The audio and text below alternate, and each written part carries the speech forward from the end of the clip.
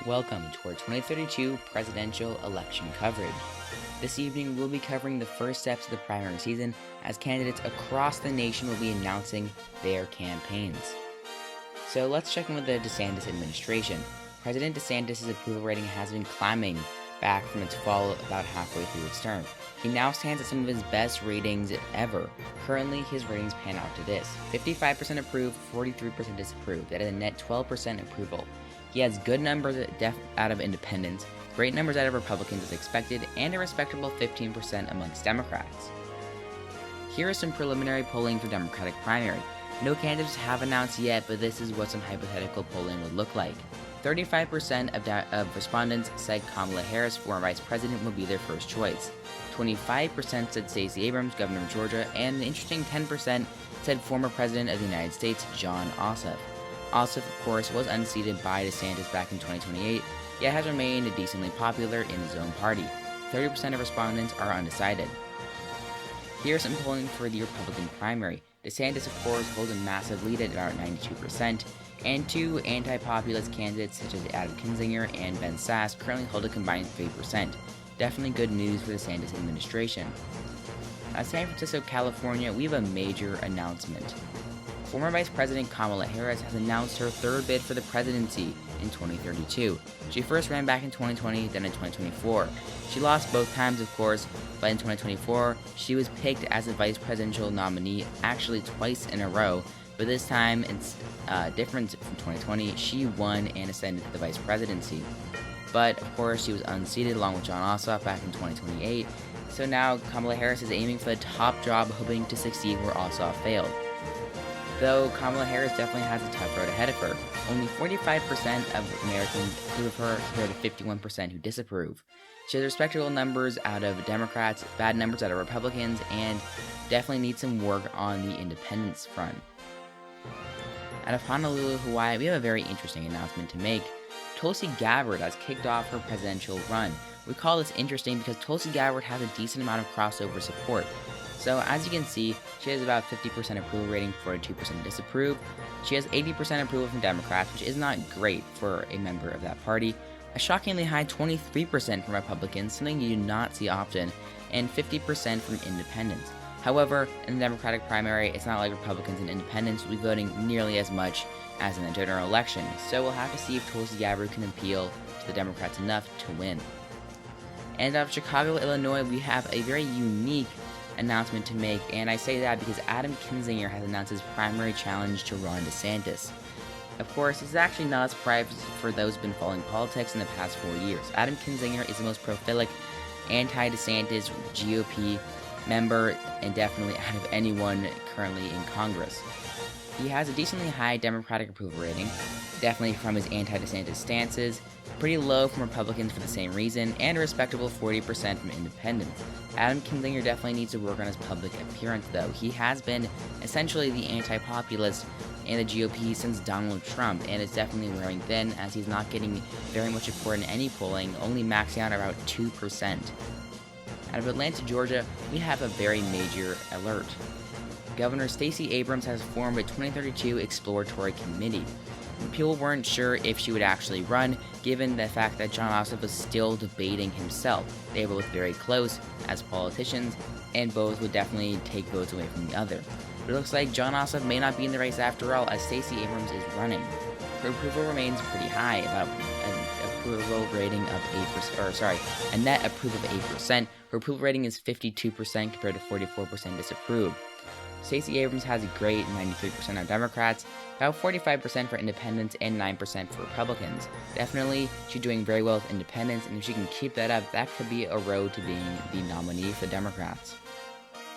Out of Boston, Massachusetts, we have a major announcement to make. Joe Kennedy III, Senator of Massachusetts, has kicked off his 2032 presidential run. Joe Kennedy definitely has one of the most well-known last names in the country, and while he hasn't done very much as a politician himself, he's still well approved of, as you can see. Joe Kennedy has a net 12% approval, higher than most other candidates that we have seen so far. 54% of Americans approve of him, 42% disapprove. He has his highest numbers out of Democrats and independents. He has one of the highest net plus 22% out of independents. Very, very good.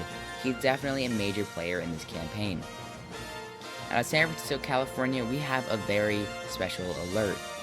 Former Governor Gavin Newsom has announced his bid for the presidency. In his speech, he took aim at DeSantis, spouting some pretty interesting isolationist rhetoric, especially because DeSantis, of course, brought us into war. And while he's very much approved of that, Gavin Newsom took aim and criticized him for it. We'll see if the strategy pans out. It's also interesting that Newsom runs, given his prior alliance with Kamala Harris in past years. Newsom definitely needs to work on his popularity, however. Only 44% of Americans approve of him compared to 49% who disapprove. He definitely needs to work on his independent approval rating. More specifically, only 40% of independents approve compared to 45% who do not. Out of Atlanta, Georgia, we have another very major announcement. This will change the course of the race in a way that you may not think. Jon Ossoff says that he will not run for president again, and he will also not make an endorsement. This is both good and bad for candidates like Stacey Abrams and Kamala Harris. Of course, Jon Ossoff being out of the race is definitely lacking a major candidate who is very well known to the national stage. So that makes it definitely better for Democrats. What makes it worse for Republicans is the fact that Ossoff was unseated 4 years earlier, meaning that he would definitely be an easier candidate for DeSantis to defeat. Both Kamala Harris and Stacey Abrams will be angling for an endorsement from Jon Ossoff, meaning that an endorsement from him would give a lot of support. But as you can see, Jon Ossoff's popularity rating is quite interesting. 50% of Americans disapprove of him compared to 45% who approve. Definitely an uptick from his 2028 approval ratings. At Newark, New Jersey, we have a major projection to make. Cory Booker has started his energetic 2032 campaign.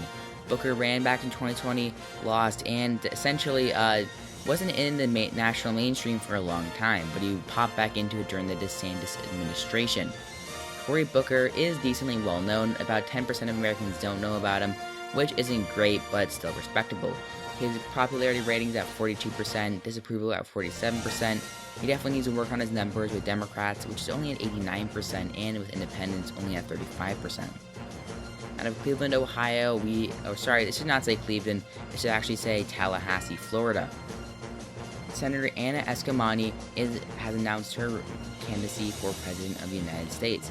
She's taking the progressive lane in this primary. We'll see how it pans out for her. Her popularity is actually pretty good. 45% approve, 44% disapprove. That is net 1% approval. About 11% of Americans don't know who she is, though, meaning she definitely has room to grow. She has good numbers from Democrats and independents, meaning that she's a viable candidate for president.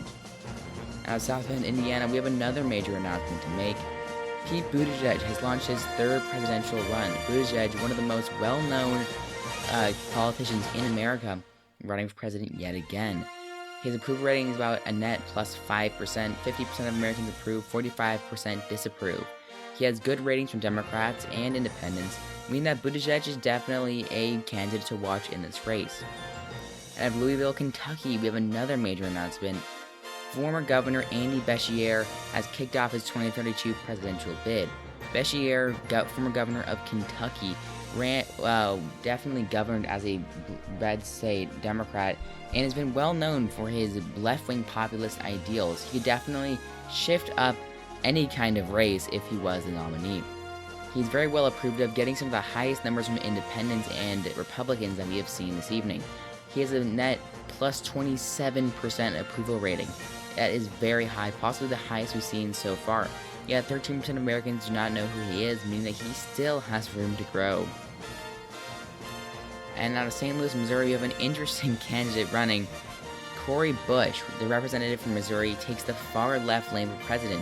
When she announced her campaign, she said a lot of things that some on the right would call communist, some more moderate would call democratic socialism. Compared to Andy Beshear, who's very popular, Cory Bush has a net negative 14% disapproval. Not great at all. She definitely needs to work on her public image. At Detroit, Michigan, we have one of our final announcements. Governor Gretchen Whitmer has begun her 2032 presidential bid. Whitmer has been in the national spotlight for over a decade, especially after she lost in 2022 to James Craig, yet actually took back office later, but will not say when. Of course, 2030 midterm elections night coming out soon. Anyway, Gretchen Whitmer is beginning her presidential bid. As you can see, she has an equal approval rating, meaning that 46% approve, 46% disapprove. Her rating is pretty good with Democrats, and you can see that she is pretty well known. 40% of independents approve of her compared to 50% who disapprove. And now we have the polling for the Democratic primary now that all candidates have announced. No surprise here, Kamala Harris leads the pack with 25%. Close behind is Stacey Abrams with 20%, and 15% is Pete Buttigieg, one of the more well-known candidates. 12% was given to Joe Kennedy III. All of these top 4 candidates are some of the people with the highest name recognition, so meaning as we go farther into the campaign season, this could definitely change. Andy Beshear has 10%, rounding out the top 5. Meanwhile, there's a significant drop-off in support from there. Tulsi Gabbard has 5%, and both Eshoomani and Gavin Newsom have 2%. Meanwhile, Cory Bush, Gretchen Whitmer, and both Cory Bookers have 1%. Sorry about the error there. Meanwhile, in Iowa, it is tied between Joe Kennedy III and Pete Buttigieg for first. In third place is Kamala Harris, and in fourth place is Andy Beshear. Beshear could definitely grow in a populous state like Iowa. Meanwhile, in New Hampshire, Pete Buttigieg is in second place, but Joe Kennedy III is in first place. Definitely a change up from Iowa, but not too big, as Kamala Harris still remains in third, and Stacey Abrams takes fourth. And in Nevada, Kamala Harris finally takes the lead, Abrams in second place. Meanwhile, it is pretty close between Pete Buttigieg and Andy Beshear. And in South Carolina, a big lead for Stacey Abrams. Second place currently is going to Kamala Harris. Not a big surprise here. Meanwhile, 2 candidates with pretty little black support, Pete Buttigieg and Joe Kennedy III, trail behind. And in the Republican primary, 95% say their votes will go to Ron DeSantis, while only 1% say Adam Kinzinger, meaning that it's pretty likely Kinzinger may not even make it to the actual primary elections. In Iowa, Adam Kinzinger overperforms his national average by about 1%. Meanwhile, it's pretty much the same numbers out of New Hampshire. Of course, Ron DeSantis grows a little bit. And in Nevada, Kinzinger shrinks back down to 1%.